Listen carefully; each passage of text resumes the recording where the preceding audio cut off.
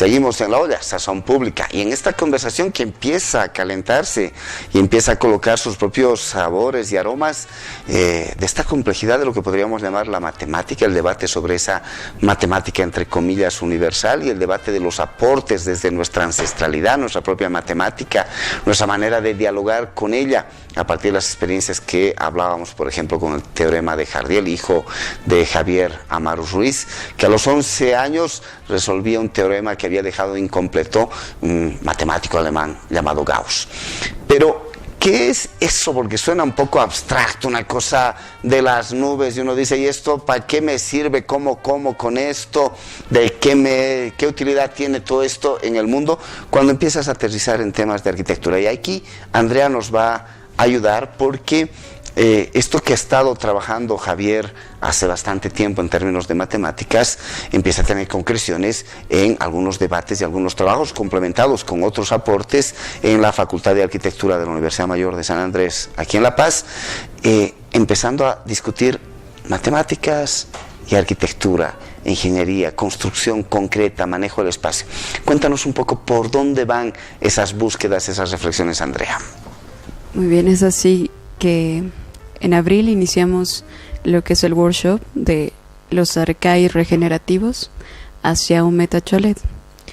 El término arcai viene justamente de arquitectura. Arcai viene del griego, que es el origen, buscar el origen. Y nosotros, conjuntamente con el ingeniero Javier Ruiz, estamos buscando ese origen que nosotros tenemos, desde el lugar, desde la cultura que nosotros tenemos, buscar nuestro origen y los conocimientos para aplicarlos a la actualidad, ¿no? A la actualidad de nuestros estudios, que son ya sea de ingenieros ambientales, de economistas, de arquitectos, aplicarlos hacia el desarrollo y el crecimiento de nuestra ciudad, ¿no? ¿Y qué son esos elementos como claves que aparecen ahí? Bueno, lo que aprendimos con el grupo de trabajo durante este mes de investigaciones y de explicaciones del profesor Javier Ruiz, fue primero aplicar estos conocimientos, esta matemática, teorema de Jardiel, hacia los tensores métricos y los tensores estáticos, como podemos ver justamente en la... A ver, ¿qué es un tensor para empezar? Un tensor es como un vector, es un vector direccional, que puede partir de un punto cero, que es lo que nosotros buscamos en arquitectura. Un punto cero, un punto de origen para empezar a construir, un punto de origen para la vida. Es como cuando nacemos, nuestras células tienen un punto de origen. Entonces, cuando ustedes trabajan un diseño arquitectónico, van a generar un plano, lo que la gente conoce como un plano, primero es encontrar cuál es el punto de origen para entender desde dónde edifico, desde dónde construyo. Exacto, en el taller quinto año, bajo la dirección del arquitecto Jorge Sainz, nos han enseñado esta metodología de diseño. No es un factor común en toda la facultad, en toda la carrera de arquitectura, pero nosotros estamos llevando hacia un diseño que posibilite las condiciones para generar vida. No solo algo estético, no solo una casa con 4 paredes, sino un espacio que permita el desarrollo de la vida.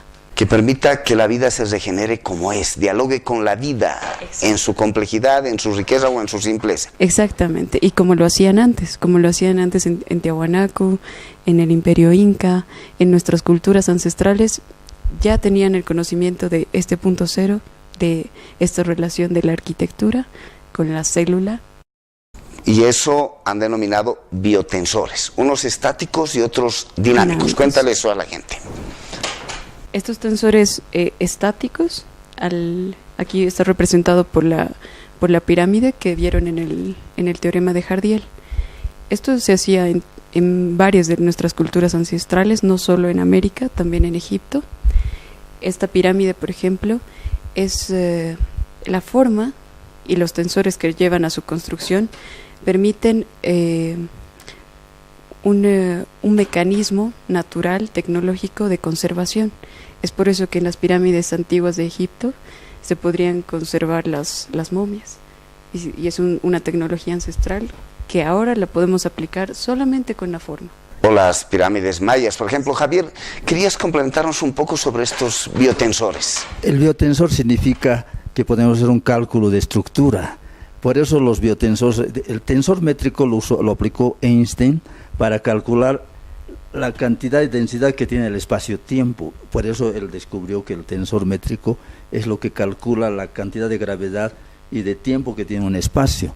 Entonces, en este caso, como usaban en nuestras culturas, era para calcular la cantidad y densidad de espacio-tiempo que puedes tú y además calcular tu estructura, o sea, la tensión que puede tener tu estructura. Si te das cuenta en ese tetraedro, calculas exactamente cuántas bolitas tienes y sabes cuánto de estructura puedes armar en un espacio, ¿te das cuenta? Entonces es simple.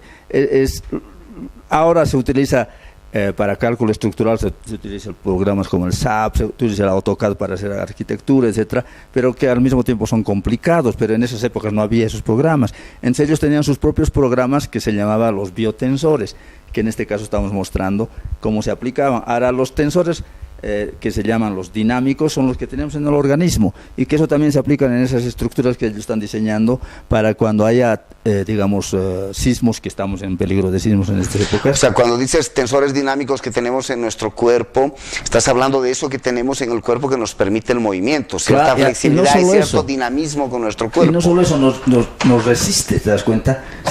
Que no los desparramemos como cuerpos y que podamos caminar andar, finalmente. Porque es un tensor, para que tengamos una estructura que pueda funcionar. Para ponerle como ejemplo a la gente, dicen que si tuviéramos el cuerpo que ponen a las muñecas Barbie, las mujeres se romperían sus piernas porque no aguantaría su estructura el peso de esa persona. Pero tenemos un cuerpo que nos permite tener una estructura. Pero a veces abusamos de ese biotensor, nos recargamos, y por eso que los gorditos tienen problemas de las rodillas. Tengo amigos gorditos que están con problemas de las rodillas porque abusas de tu peso que tienes. Entonces, en esta cultura prehispánica que es Tiahuanacote, ellos ya conocían ese sistema. Entonces lo aplicaban, por ejemplo, el maíz. Ellos lo usaban bastante, el maíz, porque usaban como un biotensor. Usaban los maíces para calcular cuánto de tensión puedes poner en una estructura. Ahora, Andrea, eso llevado al plano de la arquitectura, eso significa un debate sobre la arquitectura contemporánea. Hoy se suele hablar mucho de una irrupción, de una neoarquitectura andina en nuestro país y que está especialmente en la ciudad del Alto como uno de sus orígenes y que ha empezado a generar un proceso de expansión en la región, pero que coloca posiblemente el fuerte en esta irrupción un poco estética, o sea, la maravilla de las fachadas y el color de las fachadas hacia la calle, o sea, debate la calle, el espacio público, pero no necesariamente debate la estructura, eso que nos estaba diciendo con el cuerpo, y una estructura más más relacionada con la vida y sus maneras de regenerar. Cuéntanos un poco ese debate. Justamente este workshop toca ese tema de analizar y hacer una crítica hacia lo positivo y hacia lo negativo. Dentro de este mes encontramos profesionales en esta área, arquitectos, astrónomos, antropólogos y arquitectos que vinieron a darnos charlas acerca de la historia, el origen de esta arquitectura neoandina, arquitectura cuetillo, arquitectura chola. Ha tenido varios denominativos, ¿no? Sin embargo, rescatamos nosotros como un análisis de un reconocimiento hacia la cultura tiahuanacota, hacia la cultura boliviana, hacia la búsqueda de una identidad.